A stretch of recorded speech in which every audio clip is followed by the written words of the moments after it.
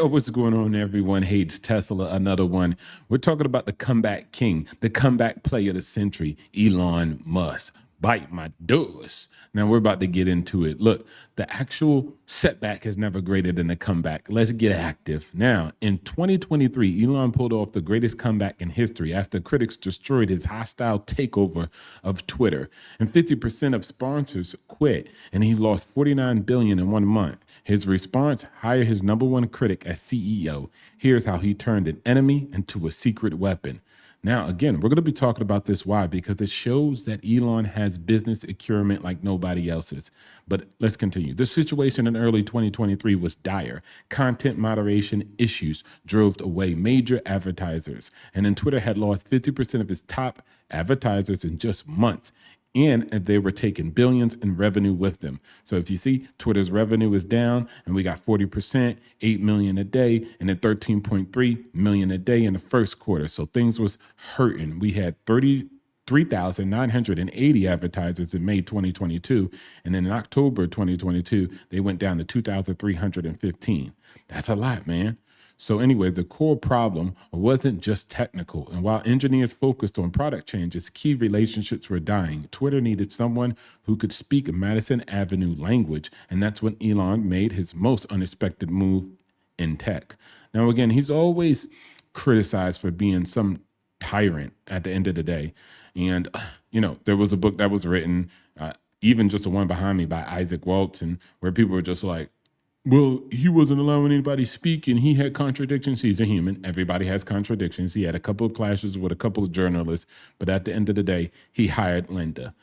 And that was the NBC Universal advertising chief, right? And known for the velvet hammer on Madison Avenue. She had built a 13 billion ad business at NBC, which is hard because NBC sucks, and a deep relationship with major brands, plus 20 years of media experience. But there was a fascinating twist. There's got to be a twist in it, right? And she was one of the social media's biggest critics.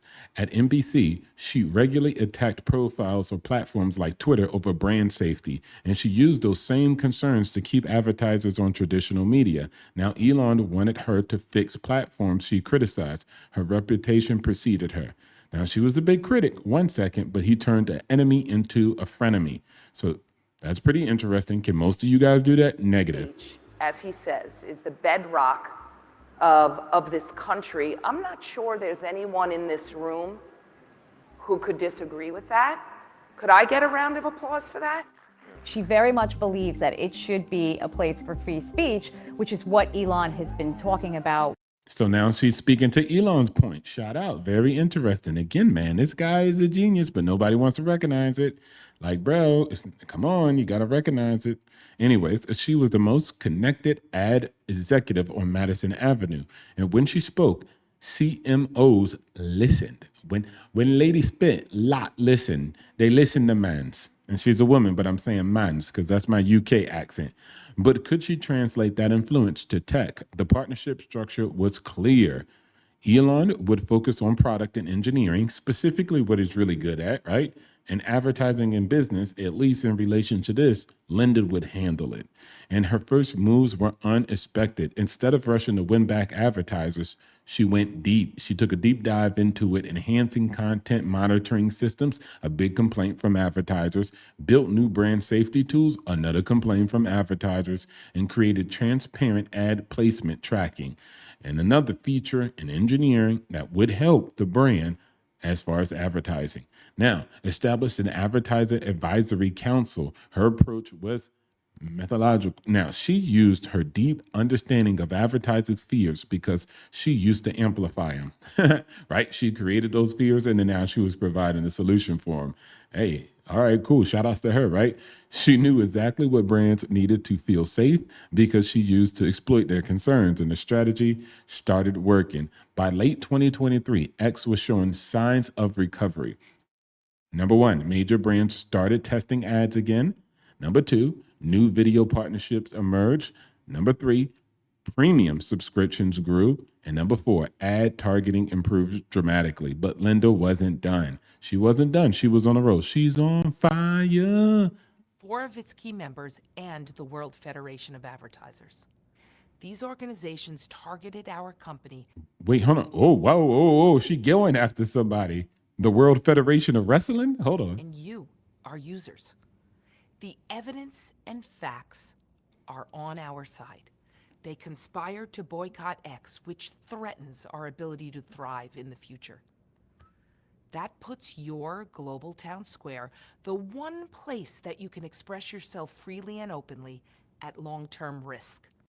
Facts. And I'm gonna tell you this, guys. One of the things that legacy media don't like is you normies talking. Okay, so if you're a normie, you should definitely love X. Now she's transforming X's entire business model to launch creative revenue sharing. Shout outs to her. I'm gonna start posting on X once I can get this SMM to work. And then built new video partnerships, integrated payment systems, and created verification for organizations. The platform is becoming something entirely different and new. Shout outs to her and Elon Musk. Her vision is bigger than just fixing ads. She's building X into a complete business platform, a place where content, commerce, and communication merge, where traditional media meets digital innovation. This transformation points to something bigger. Shout outs to both of them, smiling, laughing to the bank. Every platform is becoming an economic engine. The future belongs to those who can connect and enable others. This is where APIs become critical. The next wave of digital transformation isn't about social media, it's about programmable infrastructure, about connecting systems and automating processes, about enabling new kinds of business models. Now, we're at the frontier of this, and this is an ad, right? Now, we're teaching leaders to navigate the programmable future, APIs, and they're going to go sell you something, as they always should, right? But shout out to this guy because he's been pointing out these massive perspectives that most people will never see when it comes to Elon. Elon finds a way to do something innovative, and I think this was very interesting. Him to actually have this collaborative deal and in turn an enemy into a frenemy. Now, I don't know if you normies could do it because you get too emotional and you can't let go. You've been trying to hold on. And shout out to my picture in the back. You see Elon Musk. You see two Elon Musk back there. And I got another Trump one coming in. But shout outs to everybody on the left and the right. We all in the same fight. Let's continue to move forward and push forward in innovation. And shout outs to Elon Musk for the greatest comeback ever. See you guys on the next one. Like, share, subscribe, hit the notification bell so you can get this hot electricity and we can continue to deliver this content like no other. Remember, the setback is never greater than the comeback. Let's get it. It's electric. Boogie, woogie, woogie.